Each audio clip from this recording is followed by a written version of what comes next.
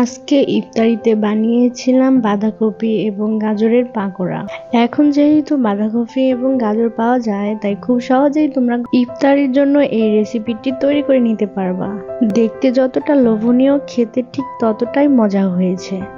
সেজন্য আমাদের প্রথমেই লাগবে 1 কাপ ভেজানো বুটের ডাল। বুটের ডালটি আমি 4 ঘন্টা নাগাদ ভিজিয়ে রেখেছিলাম। এইবার দিয়ে দেব 1/4 কাপ রসুন কুচি। এর ফলে পাকোড়া থেকে সুন্দর একটা ঘ্রাণ আসবে। এরপরে দিয়ে দিচ্ছি কয়েকটা কাঁচামরিচ, তোমরা চাইলে কম বেশি করে দিতে পারো। এইবার সবগুলো উপকরণকে আমি ভালোভাবে ব্লেন্ড করে নিব। চাইলে পাটায় বেটে নিতে পারো। এই তো সবগুলো উপকরণ ভালোভাবে ব্লেন্ড হয়ে গেছে। এবার এগুলো আমি একটা বাটিতে ঢেলে নিচ্ছি।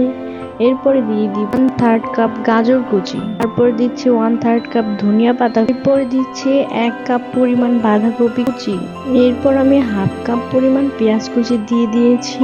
আর একটু ঝাল হওয়ার জন্য আমি দিয়েছি 1/3 কাপ কাঁচামরিচ কুচি, তোমরা চাইলে কম বেশি করে দিতে পারো। এরপর দিলাম 1 চা চামচ পরিমাণ লবণ, 1 চা চামচ পরিমাণ হলুদ গুঁড়ো। এবার সবগুলো উপকরণকে ভালোভাবে মিশিয়ে নিব। এই তো সবগুলো উপকরণ আমার ভালোভাবে মেশানো হয়ে, এখন দিয়ে দিব 1/4 কাপ শুকনো চালের গুঁড়ো। প্রথমে অর্ধেকটা দিয়ে মেখে, চালের গুঁড়ো দেওয়ার ফলে পাকোড়াটি আরো মুচমুচে হবে। চালের গুঁড়ো দেওয়ার পরে উপকরণগুলো ভালোভাবে আবার মিশিয়ে নিব। মেশানো হয়ে গেলে বাকি যতটুকু চালের গুঁড়া ছিল সেটুকু দিয়েও আবার ভালোভাবে মেখে নিব।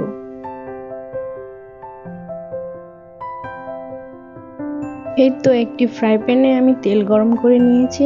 এবার একে একে এগুলাকে পাকোড়া শেপে তেলে ভেজে নিব।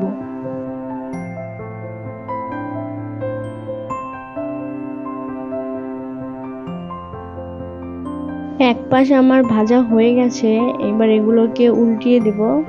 উল্টিয়ে হালকা করে চাপ দিব যেন পাতলা হয় এবং পাকোড়াগুলো খেতে মুচমুচে হয়, ভেতরে কোনো রকম কাঁচা ভাব না থাকে। এই তো আমার ভাজা হয়ে গেছে, এবার এগুলোকে উঠিয়ে নিচ্ছি। দেখতেই পেলে আমি খুব সহজে বাঁধাকপি এবং গাজরের পাকোড়া তৈরি করে নিলাম। তোমরাও চাইলে এই রমজানে ইফতারির জন্য গরম গরম এইভাবে পাকোড়া তৈরি করে নিতে পারো। আজকে ইফতারিতে আমি এই পাকোড়াটা তৈরি করেছিলাম, তাই তোমাদের সাথেও শেয়ার করলাম। আজকের ভিডিও এই পর্যন্তই। সবাই ভালো থেকো, সুস্থ থেকো। আল্লাহ হাফেজ।